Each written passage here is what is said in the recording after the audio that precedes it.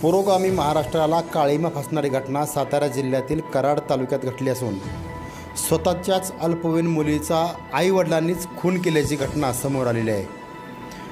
ह्या अल्पवयीन मुलीच्या गेल्या 14 दिवसापूर्वी या ठिकाणी खून करण्यात आला होता आणि हिचा मृतदेह हा एका ठिकाणी पुरून ठेवण्यात आला होता। या प्रकरणी आईवडिलांना कराड तालुका पोलीस स्टेशनच्या अधिकाऱ्यांनी अटक केलेली आहे। कराड तालुक्यातील अत्यंत धक्कादायक घटना समोर आली असून अल्पवयीन मुलीचा आईवडिलांनीच खून केल्याची घटना समोर आलेली आहे। संशयित आईवडिलांना अटक करण्यात आलेली आहे। हा खून मुलीच्या प्रेम प्रकरणातून केल्याचं धक्कादायक वास्तव हे पोलिसांच्या समोर आलेलं आहे।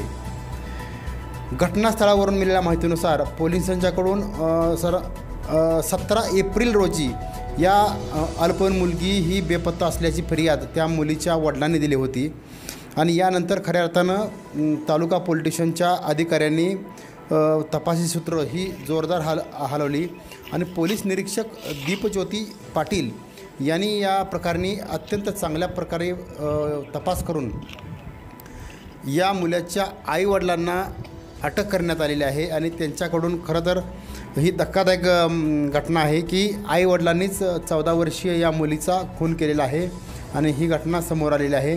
महाराष्ट्र दिनादिवशीच 1 मे रोजीच ही घटना समोर आली।